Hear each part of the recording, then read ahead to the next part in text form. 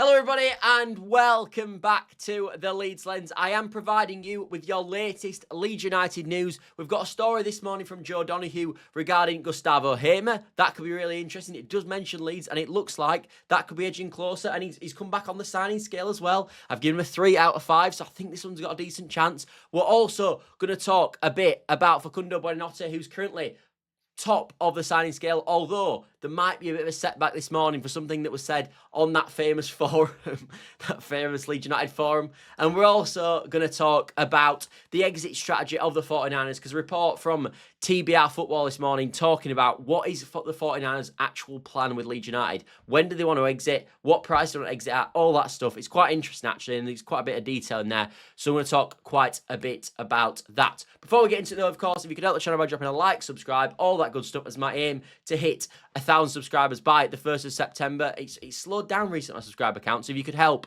and drop a subscription, that would be absolutely fantastic. Yeah, but let's get into the video, shall we? And yeah, let's start with the Hamer story, because we'll start with a nice story.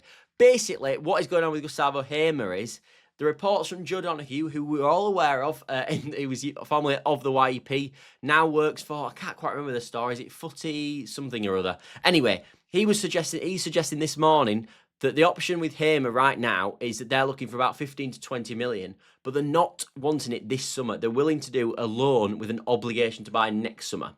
That's currently where it's at.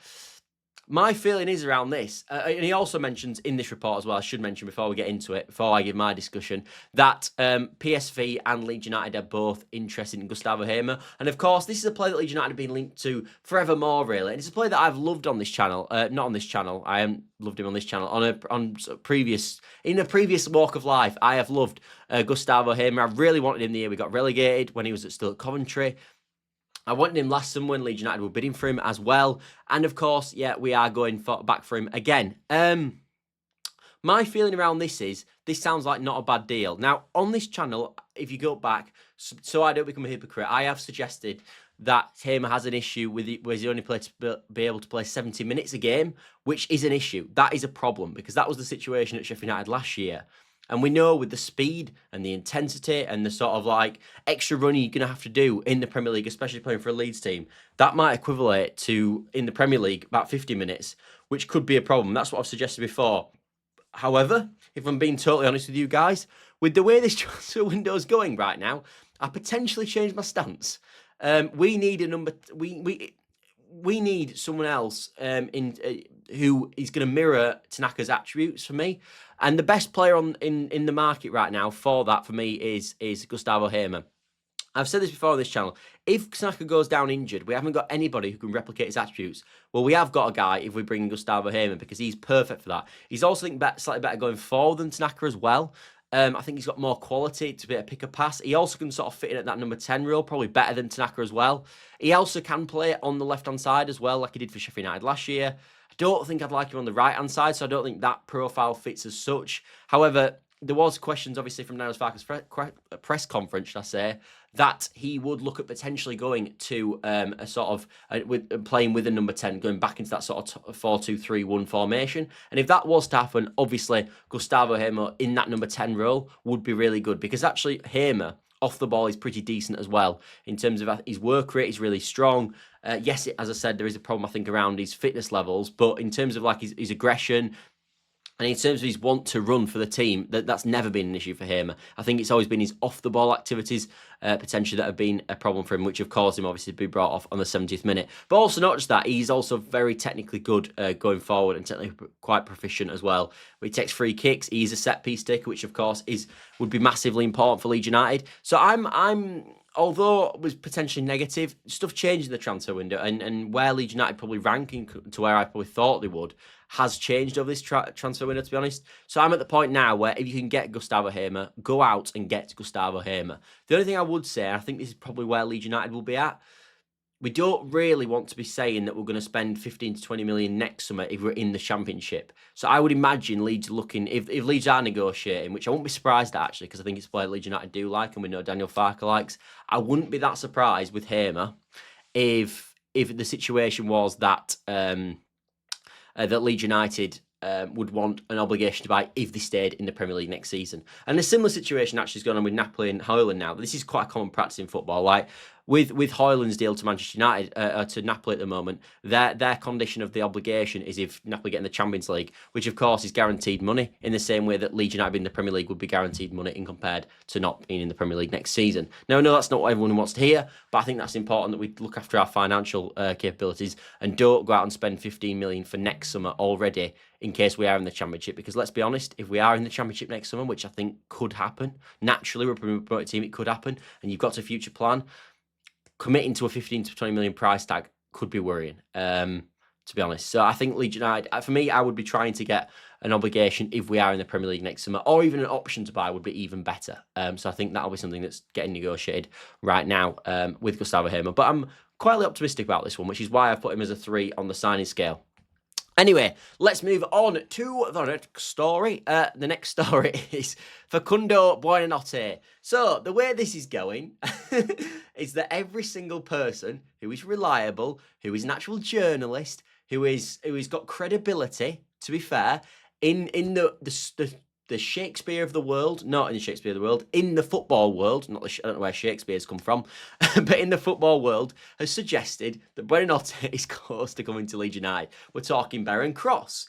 We're talking Graham Smythe. We're talking a guy called Alan Naylor, I think he is, on the Brighton end. You name it, any credible source right now, who is a journalist, is saying that Leeds United are closing in for Buonanotte. Even reports as early as this morning saying that on the Brighton end, I saw one. However, and this is a big but, however, whatever you want to call it, Woody on Wacko, which is a forum about Leeds United, and it's also a forum, and I don't like to bring Wacko up in this, to be honest. However, it's got so much traction, and there's been so much comment about this, that I'm going to bring Wacko in. I don't even care. Sue me. No, don't sue me. Please don't do that. But yeah, basically he said that this is no longer happening, and there's been reports that Strasbourg are offering a deal where he could go there, and obviously that's the path back into the Chelsea setup, which was something that naturally would be tempting for Fakundo Buonanotte if they're offering a deal where he goes to Strasbourg for a year and then ends up in the Chelsea first team next year. Unfortunately, whoever we think we are, we can't offer that just being a promoted club in the Premier League right now. That is the stance of it. Am I annoyed about this? Yes, I am. And there's a reason why I'm annoyed about this. There's a report yesterday from Graham Smythe when this got reported, suggesting that there'd been a bit of a delay in getting him to the club and they're going to fly tomorrow. This is a player who, literally in the tweet, has said it's created a lot of interest all over Europe. We know Dortmund have been there. We know Lyon have been there. Why are we letting a flight delay put us off? Do anything. Get him on another flight. Book another flight. Get him there as quick as humanly possible to get this deal done when there's so much interest. Because we've been hijacked before. I remember Max Aarons in the Championship, and I remember a number of players where we've been hijacked before. Don't let this happen. Get it done as soon as possible. This is something that Spurs had with Eze this summer, where obviously Eze was going to go to Spurs, and then in the last minute, Havertz gets injured, and they go and then Arsenal fly in there and get Eze off Spurs. Don't be a Spurs. Go and do this deal quickly, because there's a number of players could get injured. Someone could have got injured at Brighton. Matt O'Reilly could get injured at Brighton, and then they want to keep Fakundo Buonanotte. You've got to get these deals done as soon as possible, especially when they're top players, especially when there's lots of interest. You've got to get them done. And this sort of like, oh, we'll just wait for the plane tomorrow. I'm not saying that would have made a huge difference. I'm just saying the mentality around it, when you've got a player with such sort of like prestige that for me, Buonanotte has, and such importance to this Leeds United team, which I think Buonanotte would offer us. Get it done as quick as possible. But I'm hoping and praying, because he has been wrong before, Woody. This is not a guy who's been credible every time. I know he's got a lot of stories right, but I remember him saying that Paxao was off to Roma at one point. So not to discredit him, but there has been things that have been wrong there. And I am nervous about this, if I'm being totally honest. But that is the update regarding Fakundo Buonanotte. I'd love him at Leeds United. I think he's brilliant. I genuinely do. I think he'd be absolutely fantastic for what we need, especially he can play in the number 10 role, can play on the wide right. He's absolutely perfect. He's also left-footed. And to have that balance of a left foot on the right-hand side for the first time in 2 years would be a really, really nice sort of ploy in the Leeds United bow. So I'm really hoping this gets done. And I'm hoping Woody's wrong. please pray that Woody's wrong and hope that the actual journalists are right. Although what I will say is, if he is right, we're going to hear by, I would imagine, the end of today. By the latest tomorrow, we will hear of Fakundo Buonanotte, in my opinion. Because obviously he will be having his medical. When he's scheduled for his medical, if he's not there, I think the journalists will get an inkling on that, to be honest. Anyway, that is the Fakundo Buonanotte story. Pray. This is genuinely like such an important sign. It's probably the sign I've been most excited for. Don't shoot the messenger, that's what I think. Anyway, yeah. Let's move on to this story from TBR Football. And it's around about the San Francisco 49ers. So basically, they are reporting that the 49ers are going to be here for 3 to 5 more years, and they're going to try sell for £1 billion. Their aim is that at the moment we've got a turnover from match days, I believe, around 31 million over the season.